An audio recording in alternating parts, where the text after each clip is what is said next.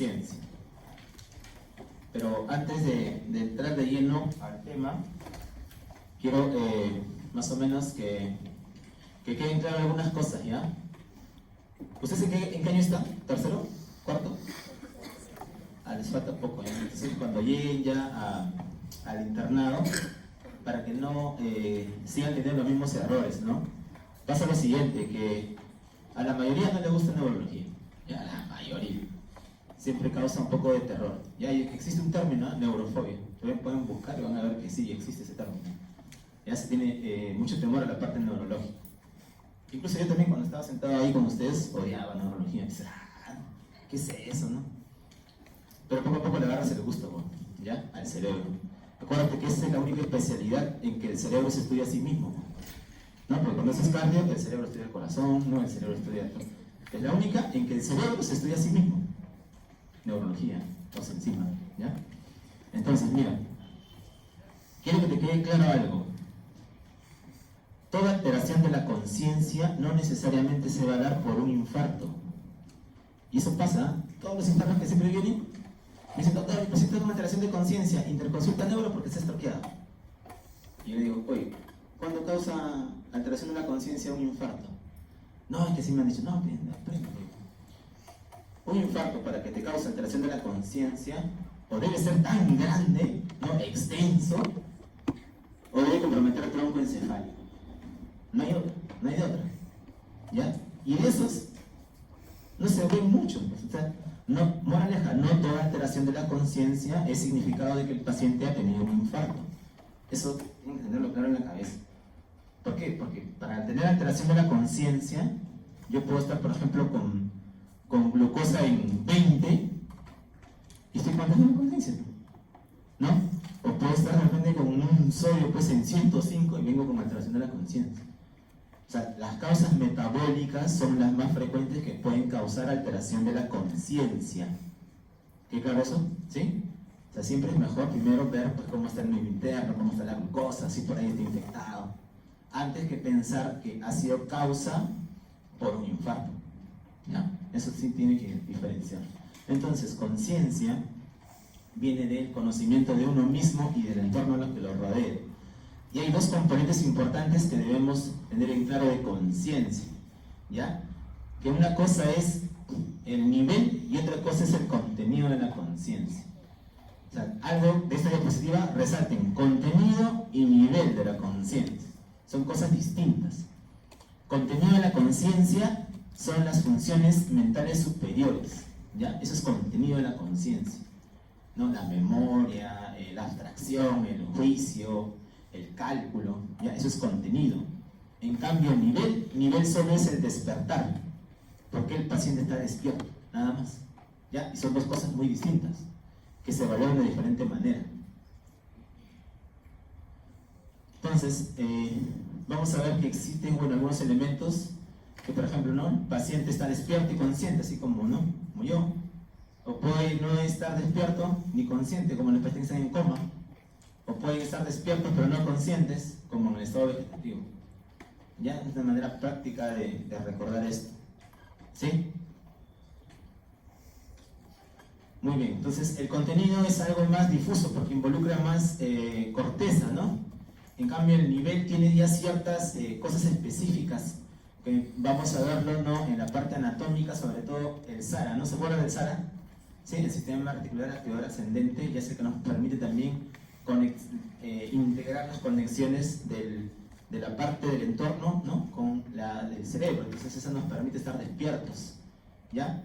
Por ejemplo, en esta lámina, para aprovecharla, ¿ya? El SARA está acá en el medio, la formación reticular, ¿ya? Por eso le dije hace rato, ¿no? Para tener alteración de la conciencia, ¿quién se debe comprometer? El tronco, ¿ya? Y infartos de tronco son bien raros también, ¿ya? ¿Qué más? Hay un núcleo que está acá, que se llama es azulito, ¿no? Locus ceruleus, ¿no? El locus ceruleus. ¿Qué produce qué cosa? ¿Qué cosa produce? No, la adrenalina, ¿no? Y es la que nos permite estar en vigilia, pues, despiertos. ¿Ya? ¿Qué más nos mantiene despiertos? Este núcleo de acá. ¿Quién es este? El tálamo. ¿Por qué parte del tálamo? Los núcleos reticulares del tálamo, ¿ya? Los núcleos reticulares del tálamo. Entonces te mantiene despierto. Pero para que yo tenga una afectación de la conciencia por alteración de los núcleos del tálamo, generalmente deben estar dañados los dos, ¿ya? Porque con uno, el otro compensa. No genera alteración de la conciencia. En cambio, cuando los dos se infartan o cuando los dos se comprometen, ahí sí. Y lo otro es, como le decía hace rato, ¿no? Para que un paciente con infarto cerebral esté con compromiso de la conciencia, ¿qué debe pasar? Debe haber agarrado una gran cantidad de corteza, ¿no? O sea, que se comprometan mis dos hemisferios o medio hemisferio, ahí recién pues voy a estar con alteración de la conciencia, ¿ya? Muy bien. Entonces ahí está el sistema reticular, el locus coeruleus, el hipotálamo, ¿no? Ahí está el núcleo reticular del tálamo, subraya, lo métele algo ahí, ¿ya? Nunca te olvides. Muy bien, esa es la base anatómica y ahí están los núcleos reticulares del tálamo, ¿no? El locus coeruleus, que ya lo vimos, ¿no? Bueno, los del RAF que producen serotonina. Y acá. Entonces, cuando existe disfunción hemisférica bilateral, que es bien difícil que sea un infarto como ya hemos mencionado, siempre hay que ver las causas metabólicas, pues, ¿ya? Causas metabólicas, ¿ya? En cambio, en el SARA sí, cuando es tronco sí yo puedo pensar que es un infarto, pues, aunque hay una hemorragia, aunque hay un proceso expansivo por ahí. Y bueno, hay algunos desórdenes de la conciencia que los vamos a ir viendo, ¿ya? Entonces, para una evaluación adecuada de lo que es la conciencia, primero hay que saber pues algunos datos, ¿no? La historia clínica es fundamental, ¿ya? Ver datos que nos puedan proporcionar los familiares, ¿no? Cómo fue encontrado el sujeto, si esto ha sido súbito o fue progresivo, si es paciente psiquiátrico, si se medica, o sea, varias cosas que hay que entrar a tallar en lo que es la evaluación de este tipo de pacientes, ¿ya? Y se usan algunas escalas, de repente ya habrás visto, ¿no?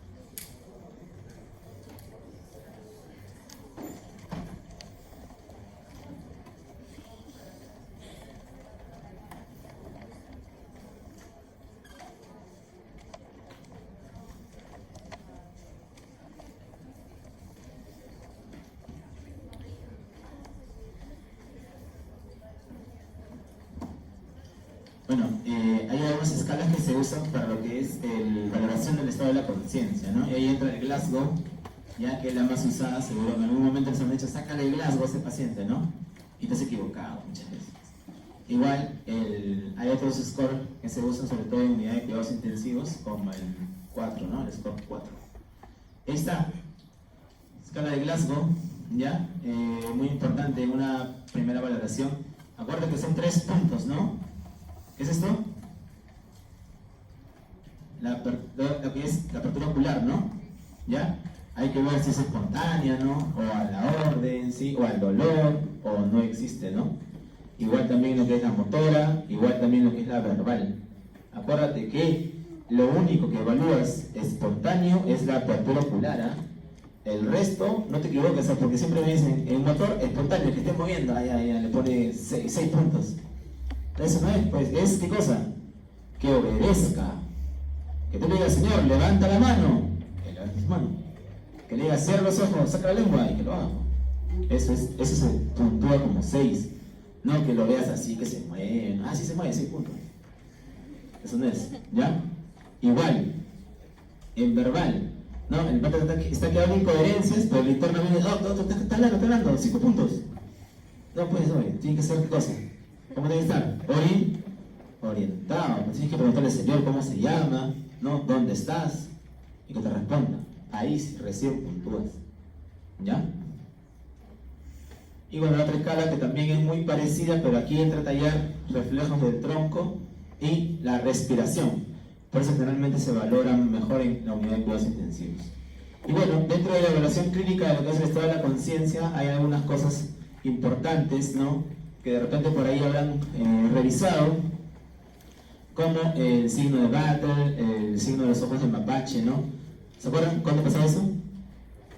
Cuando estaba dañada la cosa, la base cráneo, ¿no? Y generalmente los temporales, ¿no?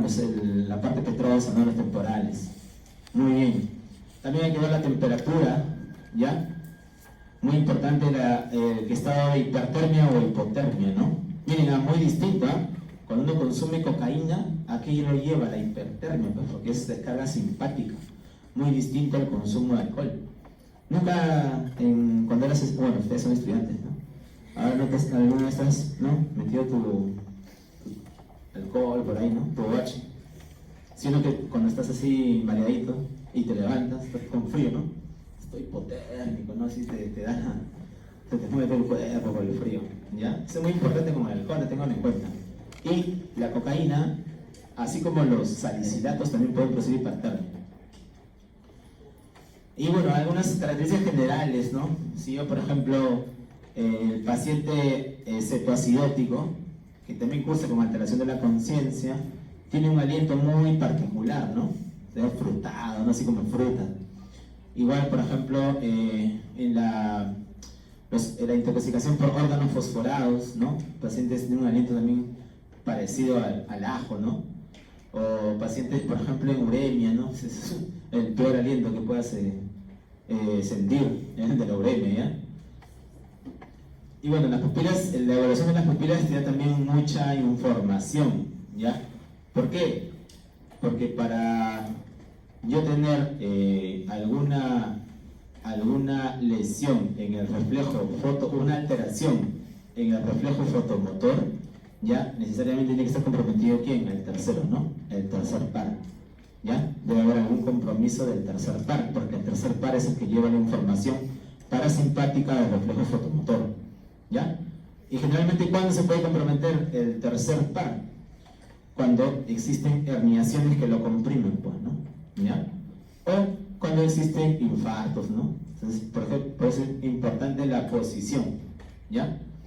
Igual, por ejemplo, las pupilas cuando son reactivas, quiere decir que no reaccionan, ¿no? O son puntiformes, es porque hay un daño en lo que es la vía simpática, ¿ya? Y generalmente la lesión, acuérdate, puntiforme ¿dónde empieza? Con P. Protuberancia con P, ¿ya? Acuérdate, puntiforme, protuberancia. Pupilas puntiformes es protuberancia, ¿ya? No te aprendes nada más, ¿ya? Es importante. Y las pupilas midriáticas es otro cantar, ¿no? Lo que te había dicho hace rato, si son midriáticas, eso necesariamente es mesencéfalo, ¿ya? Generalmente mesencéfalo o el daño del nervio. Pobremente reactivas, generalmente puede estar alteración tanto en la vía aferente como en la deferente, ¿no? Aquí en la aferente, el par 2, ¿ya? Y generalmente, cuando son fijas, de un solo lado son procompresión. Entonces, en síntesis, cuando tú valoras pupilas, siempre comparas primero, ¿no? ¿ya? ¿Cómo están? Si sin estímulo luminoso. Si sin estímulo luminoso están anisocóricas, o sea, están de distintos tamaños, ahí hay una alteración, ¿ya? Entonces por eso recién va la luz, y con la luz tú compruebas, pues. Si yo tengo mi pupila de este lado, ¿no? Midriática, y encima no reacciona, en un paciente que ha tenido un TEC, o sea, muy probablemente se esté herniando de ese lado, ¿no? ¿Entiendes? O sea, esa valoración te da mucha información, ¿ya? Muy distinto quizás si tiene compromiso de ambos reflejos, ¿no? Que se pueden dar en alteraciones del segundo, como en la vía aferente, ¿no? A veces. La desviación también es importante, la desviación de la mirada. ¿Por qué?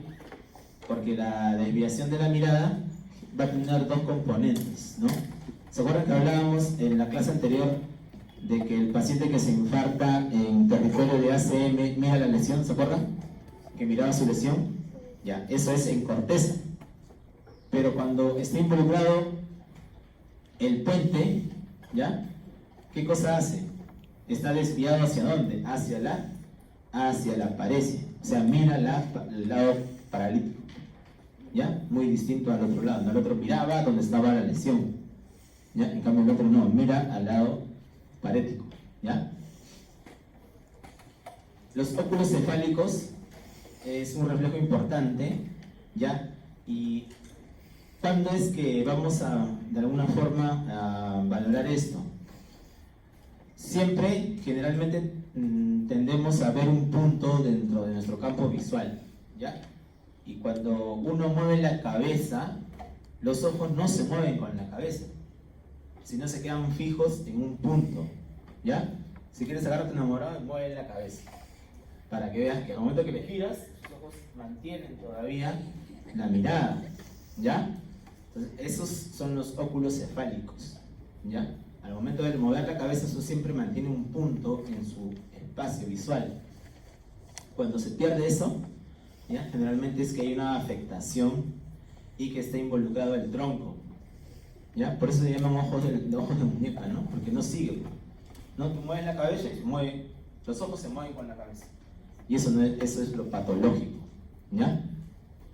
Por eso está ahí, ¿no? Ojos de muñeca, ¿ya?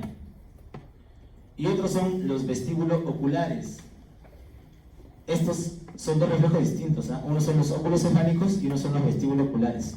¿Cuándo tú desencadenas respuesta de los vestíbulos oculares? Cuando vas a estimular con agua helada o fría, ¿no? O agua caliente, ¿ya? Lo que hacen generalmente es instilar agua fría en uno de los oídos.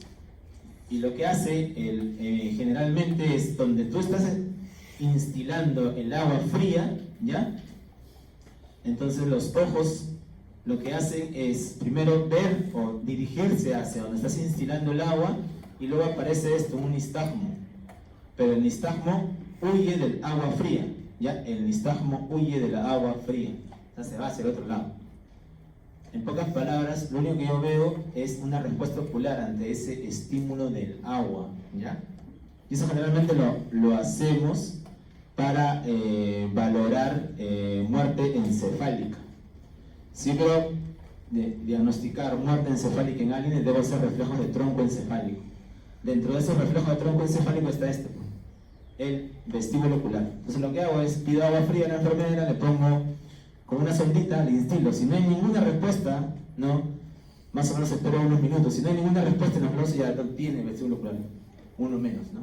Sigo valorando otros reflejos, reflejo corneal, ¿no? Reflejo fotomotor, sigo bajando, sigue dándome negativo. El paciente ya pues va a entrar, prácticamente es una muerte encefálica, ¿no?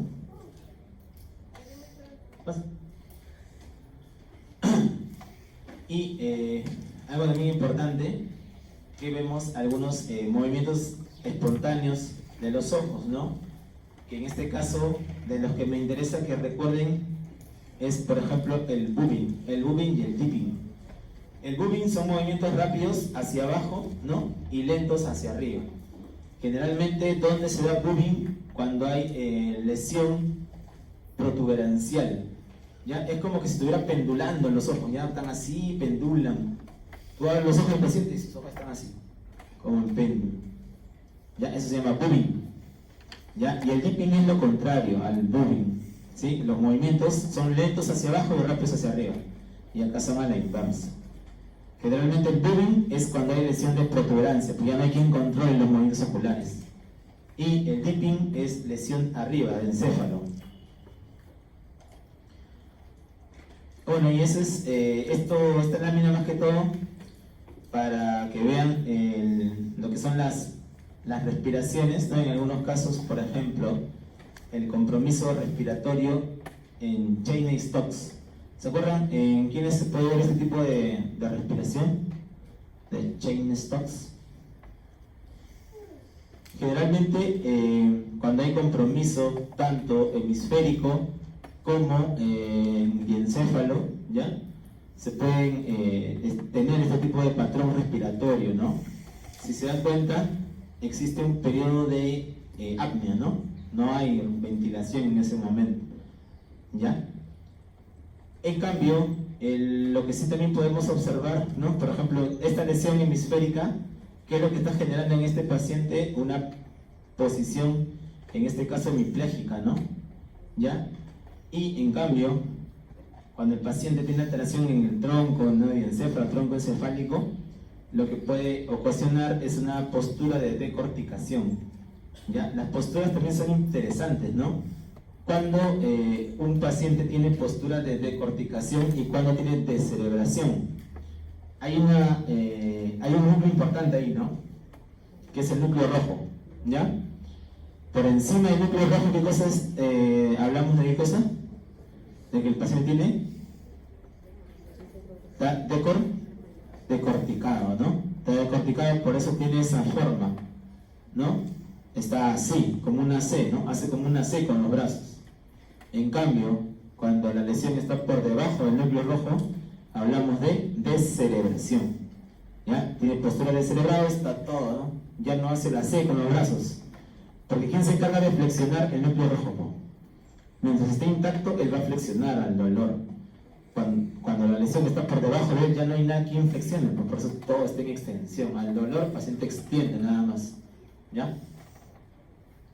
Así como este, miren. ¿Ve?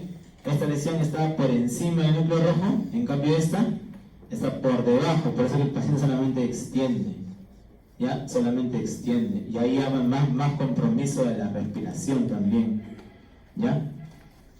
Y algo también interesante, bueno, por acá está, es en cuanto al examen que ya les dije, ¿no? Una de las posturas importantes es la decorticación, ¿ya? Está aquí quien compone acuérdate, tensión por encima del núcleo rojo, ¿ya? En cambio, la descerebración, la lesión está por debajo del núcleo rojo. Y ahí están, ¿no? Los dos tipos, ¿ya? Decorticación y descerebración. El patrón respiratorio, como le dije hace rato, hay algunos tipos de patrón respiratorio importantes.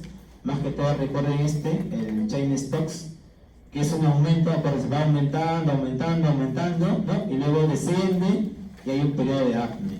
Por eso se llama crescendo y decrescendo, ¿ya? Esto generalmente es cuando hay daño hemisférico o talámico o a nivel del tronco, ¿ya? Ese es Cheyne-Stokes. Existen otros tipos, ¿no?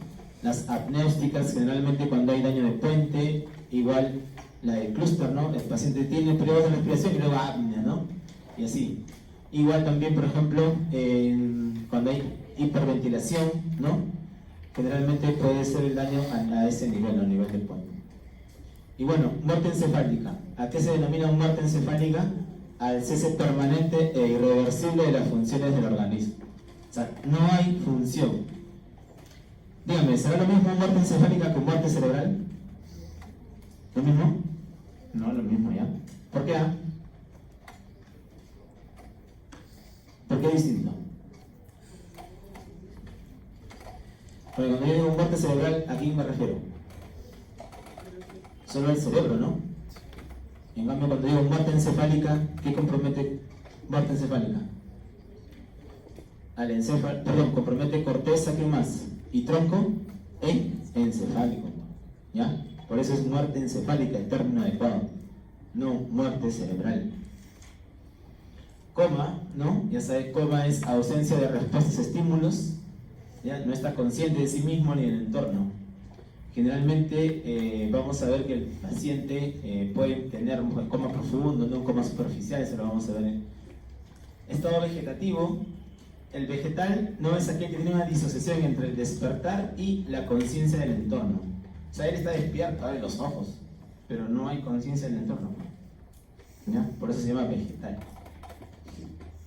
Él sí tiene pues ciclo sueño-vigilia, hay algunas funciones que sí todavía están presentes, ¿no? Es distinto vegetal que en un estado de coma, ¿ya? Bueno, hay algunos criterios de estado vegetativo, ¿ya? Que son más que todo clínicos, ¿no?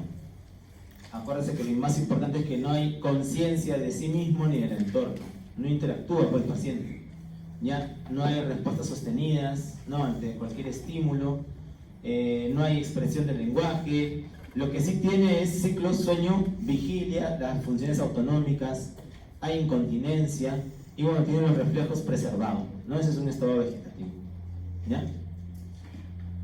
Igualmente también, por ejemplo, ¿no? Tengo dos estados vegetativos, uno persistente y uno permanente. Hablamos de persistente cuando este supera el mes, ¿no? Mayor de un mes. Hablamos de permanente, aquí hay un punto a tener en consideración. Si es traumático, o sea, si había un trauma, espero más de un año para hablar de estado vegetativo permanente. En cambio, si no había trauma, o es anóxico, ¿no? Solamente 3 meses nada más. Y la chance de recuperación prácticamente pues no ya fue, ¿no? Si está en estado vegetativo, es bien difícil que salgan de ahí, ¿ya? Y hay otro estado que se denomina el estado de mínima conciencia, ¿no? Donde el paciente pues tiene sus ciclos sueño-vigilia y por ahí hay el seguimiento de algunas órdenes, por ahí hay algunos gestos no verbales. Por ahí el paciente verbaliza, pero es una verbalización ininteligible, o sea, no se entiende. Es como un estado entre el coma y el estado vegetativo, está ahí, ¿no? Fluctuando el paciente, ¿ya? Y ese es otro, ¿no? El síndrome de cautiverio. Están despiertos y conscientes, pero no hablan y ni se mueven. ¿Eso cuando pasa? Lo dijimos en la clase anterior. Cuando el 15 de año, la parte anterior de la protuberancia, ¿no? Es un síndrome protuberancial anterior, ¿ya? Ahí se da el Locketing, ¿no? Y bueno, está constituido por lo que dice acá, no más que todo, pues no se mueve, pero sí puede abrir los ojos, no está cuadripléjico, no habla. Y bueno, hay algunas categorías, no solamente para que tengan en consideración, pero en general no se olviden dónde está la lesión, ¿ya? En Locketing. Y bueno, ahí están todos los estados, ¿no? Más o menos que hemos estado revisando, ¿no? El estado de mínima conciencia, el estado vegetativo, el Locketing, también está el coma, ¿no? Que prácticamente ya es la máxima afectación, ¿no? En lo que es en todo el nivel de la conciencia, el nivel y contenido de la conciencia, ¿ya? Bueno, hay una entidad que lo puse para solamente mencionarlo, ¿ya? Pero está más relacionado a la afectación de un lóbulo, que es el mutismo asinético, ¿ya? ¿Por qué se caracteriza? Porque el paciente no habla, ¿no? No tiene movimiento, es como si estuviera dormido, pero se despierta. Tiene ciclo sueño-vigilia. Lo que lo va a caracterizar, ¿no? Es que la lesión es frontal anterior bilateral, ¿ya? Siempre debe comprometerse el lóbulo frontal para entrar en este tipo de entidad, que es el mutismo asinético, ¿ya? Aquí en algunos casos no pueden controlar los esfínteres tampoco, ¿ya? Y generalmente el movimiento voluntario también es escaso, ¿no? El delirium es una entidad bien frecuente, ¿ya? Sobre todo se da en pacientes que ya tienen alguna alteración, por ejemplo, ya tienen secuelas de infartos, o pacientes ancianos, ¿no? Que por ejemplo están con algún tipo de infección, ya sea una neumonía, ya sea una infección urinaria, y comienzan a estar hiperactivos, ¿no? Comienzan a desorientarse, ya no saben quiénes son, por ahí te confunden, ¿no? Empiezan a gritar, a moverse. Esas manifestaciones que se dan generalmente en las personas de edad ya se llama delirium. El delirium puede ser hipoactivo o hiperactivo, ¿no?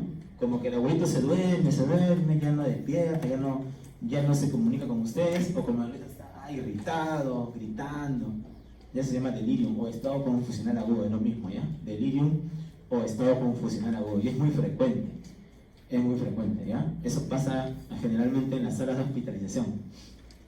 Y el delirio, pues, el paciente pues está con distintos grados de inquietud motora, agitación, puede estar hipoactivo, ¿sí? Generalmente aquí entran a tallar las vías colinérgicas, ¿ya? Porque están relacionados a lo que es la atención y la cognición. Eso es lo que se ve afectado en el paciente, ¿ya? Y bueno, hay algunos factores que van a predisponer a delirium, ¿no? Y lo que les dije, ¿no? Tiene que ser de edad, pues, es difícil que tú entres en delirium, pues, ¿no? Pues te da una infección y acaso estás delirando, ¿no? ¿Estás con tu neumonía, estás delirando? No. Tienen que ser pacientes mayores de 65 años, o que tienen demencia, o que tienen comorbilidades, generalmente más se ve en sexo masculino, ¿ya? O enfermedades terminales, abuso de alcohol, o que tengan enfermedades vasculares, cerebrovasculares. ¿Y qué factores predisponen? Ahí está, pues, la hipoxia y la infección, ¿no? Si es un paciente abuelito más hipoxia o infección, de hecho que hace su confusional agudo, ¿ya? Hace su confusional agudo. Bueno, y síncope ya es algo que también debes tener en consideración. Mira, síncope, ¿qué cosa es? Es un episodio transitorio de pérdida de la conciencia. Es súbito, es breve, pero mira, esto lo caracteriza, recuperación completa. ¿Sí? O sea, te sincopeas, ¿no? Puede ser por un síncope cardiogénico o un síncope neurogénico, pero la cosa es que pierde la conciencia por hipoperfusión, pero la recupera totalmente después. ¿Ya? Eso es lo que puede diferenciarlo de otros estados, como por ejemplo el posictal, ¿no? Que es distinto. ¿Ya? Y ahí están las causas de síncope: cardiogénico, ortostático, ¿ya? Reflejo, vasovagal. Bueno, hasta ahí lo que es conciencia. ¿Ya? Ahora vamos a hablar un poco. ¿Hasta qué es la clase? ¿Una? Bien, faltan unos minutos, vamos a avanzar un poco. Bueno, cuando hablamos de epilepsia, aquí va algo que de repente muchos de ustedes tienen el concepto de repente por ahí, ¿no? Que es una epilepsia. Algo muy importante es que la epilepsia, ¿ya? Como concepto, ¿no? Que es epilepsia, no está ahí, pero por ahí está, lo vamos a dar en resumen. ¿Qué es epilepsia? Epilepsia es la predisposición, así como, ¿ya? Epilepsia es la predisposición ¿de quién? Del encéfalo. ¿A qué? A presentar descargas hipersincrónicas que van a generar ¿qué cosa? Una crisis epiléptica. Ya, eso es epilepsia. De nuevo, epilepsia es la predisposición del encéfalo a presentar descargas hipersincrónicas no provocadas y que van a ocasionar, ¿qué cosa? Crisis epilépticas. ¿Ya? Eso es epilepsia. Ahora, las crisis epilépticas pueden ser de dos tipos. Pueden ser convulsivas o pueden ser no convulsivas. Eso creo que les quede claro. Las crisis pueden ser convulsivas o pueden ser no convulsivas. Las más fáciles de identificar son las convulsivas, ¿no? Las no convulsivas, ahí está la diferencia, ¿ya? Muy bien. Entonces, ya sabemos la definición de epilepsia, ya sabemos que es una crisis, ¿no? Una crisis epiléptica puede ser convulsiva o puede ser no convulsiva. Y ahora lo que hay que saber es a quién yo denomino epiléptico. ¿Sí? Un paciente que hace una crisis, ¿eh? ¿Es epiléptico, sí o no? ¿Por qué no?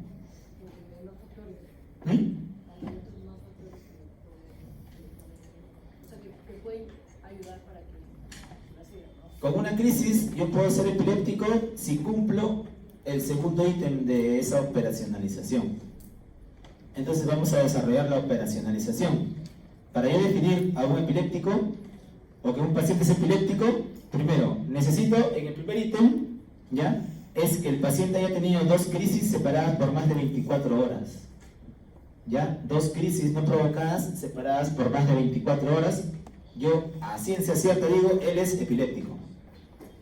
¿Sí? O sea, es un diagnóstico prácticamente solamente con historia clínica, ojo. Yo le pregunto, señora, ¿cuándo ha convulsionado? Ah, yo convulsioné ayer. ¿Y la otra crisis cuándo fue? Fue, entonces, hoy al mediodía, ya pasaron más de 24 horas. Entonces, esa señora que usted es epiléptica. ¿Ya? Pero también yo puedo ser epiléptico con solo una crisis. Convulsiono, llego al hospital en posittal. Por ahí a alguien se le ocurre, no, siempre el internet cuando llega en epilépticos, no, toma un tomo, dicen, ya, toma su tomo. Toma su tomo y tremendo tumor tienes en la cabeza. ¿Eres epiléptico o no? Con una crisis. Sí, si tienes una crisis, pero tienes una imagen alterada o un electroencefalograma alterado, ya eres epiléptico. Ese es el segundo ítem, que dice una crisis no provocada y un riesgo de que recurra mayor del 60%. ¿Quién le da ese 60%? El hecho de que tengas la imagen alterada, el hecho de que tengas el electroencefalograma alterado. ¿Ya? ¿Y quiénes más son epilépticos? Los síndromes epilépticos que se dan en la infancia, ¿no? El síndrome de West, Lennox-Gastaut, Dravet, Pantoja-Payanatop, todos esos, ¿ya? Son de la infancia. Entonces, ya sabes cómo definir a un epiléptico, ¿eh? ¿Sí? Ojo, no existe en neurología al menos síndrome convulsivo, ¿ya? Si alguna vez te llevo a ver de interno cuando se va y me pone síndrome convulsivo, no te respondo meter consulta. ¿Ya? No existe eso, ¿ya? O eres epiléptico o no lo eres. ¿Sí? Lo que existe es crisis sintomática aguda, eso sí, pero no síndrome convulsivo. Ese como que pongas, mi paciente tiene tos, ¿no? Diagnóstico tos, o diagnóstico fiebre, ¿ya? Eso no es un diagnóstico, ¿ya? O eres igual. Y es fácil, ¿no? Ya se han dado cuenta. Si te dice que ha tenido 2 crisis por más de 24 horas, eso no es epiléptico. Sí, pues. ¿Por qué tiene miedo de poner epiléptico? ¿Ya? Y te hago el otro ejemplo, ¿eh? Imagínate, yo llego a tu emergencia, ¿no? Ah, el doctor Chimpana está llegando a la emergencia, maldito, ¿no? Llega y el que me trae dice, no, está convulsionado, ha tenido como 20 crisis desde hace 6 horas. ¿Soy epiléptico o no? Ha tenido 20 crisis durante 6 horas. ¿Soy epiléptico? ¿Qué dicen? ¿Cumple alguno de sus criterios? En 6 horas he hecho 20 crisis y en todo se ha recuperado la conciencia. Siempre ha estado chévere, pero me venían las crisis, ¿no? ¿Soy epiléptico o no? Me toman mi tomografía y está tranquila, nada, ni un cangrejo de ahí. ¿Soy o no soy? ¿Qué dicen? ¿Cumple? No, pues, tiene que cumplir los criterios. Para eso está pues, la operacionalización, para eso está, para saber quiénes son y no. ¿Sí? ¿Qué cosa tener una crisis sintomática? No hay que ver la causa, ¿no? De repente por ahí estoy con el soy en 105, ¿no? Estoy con hiperglicemia, no sé, pues algo de tener, ¿ya? Pero para que entre aquí, ahí están sus datos, pues, ¿ya? Se los digo porque no vaya a ser que les ponga un casito así, ¿no? Diagnóstico, síndrome convulsivo, voy a poner de ítem para ver quién marca síndrome convulsivo. Entonces, no es epilepsia, una crisis aislada, pues, no es epilepsia, ¿ya? Crisis provocadas tampoco son epilepsia, ¿no? Si un paciente es cefalítico, tampoco, pues es por la encefalitis. Entonces, las crisis pueden ser convulsivas o no convulsivas, ya saben eso. Ahora, hablemos de que existen algunas zonas en la corteza a la que se denominan la zona epileptógena, ¿ya? La zona epileptógena, algo muy interesante, es la que va a producir las crisis, pero además, si yo lo someto al paciente a una, digamos, cirugía de epilepsia, yo saco esa zona epileptógena, el paciente puede quedar libre de crisis, ¿ya? Eso es lo interesante, de identificar esa zona epileptógena. ¿Ya? Porque ahí, en esa zona epileptógena, ¿no? van a estar conformadas por las redes epileptógenas, ¿ya? Y ahí está, por ejemplo, miren, dentro de toda esta zona epileptógena, que es la que me va a causar las crisis, yo voy a tener una imagen que es en este caso la lesión, ¿no? voy a tener una zona que me va a generar el déficit. No sé si han escuchado en algún momento o de repente habrán visto, ¿no?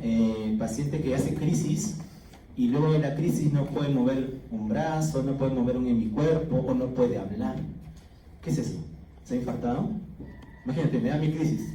Tengo una crisis y luego de la crisis voy al hospital porque no puedo mover el hemicuerpo derecho. ¿Qué me pasó? ¿Qué creen que me pasó? ¿Me infarté después de la crisis? A eso se llama parálisis de TOC, ¿ya? Parálisis de TOC. Y eso generalmente se da pues cuando hay una crisis, ¿ya? Puede ser o que no pueda mover algo o que no pueda hablar. Por ejemplo, ¿no? Me quedo y no puedo hablar, estoy afásico, ¿ya? Muy bien. Y ahí están las zonas, ¿ya?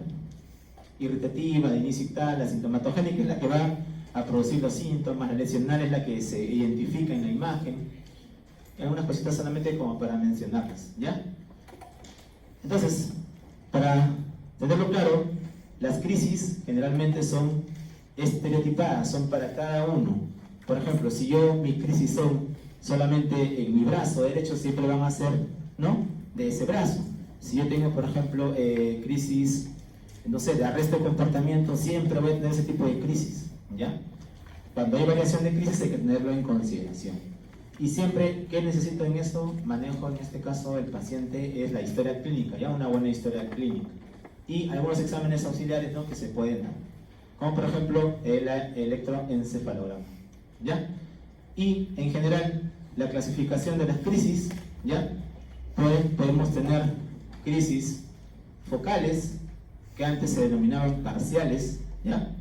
Y estas crisis focales pueden estar subdivididas a la vez, ¿no?, como crisis parciales simples o parciales complejas, ¿ya? La clasificación en general ha cambiado durante el tiempo, ¿ya? Esa es una clasificación un poco antigua, ¿sí? Pero ayuda bastante, porque la nueva, prácticamente la del 2017-18, es una clasificación un poco más compleja, ¿ya? Pero solamente acuérdense, crisis focales, yo puedo tener crisis generalizadas, o puedo tener crisis secundariamente generalizadas, ¿ya?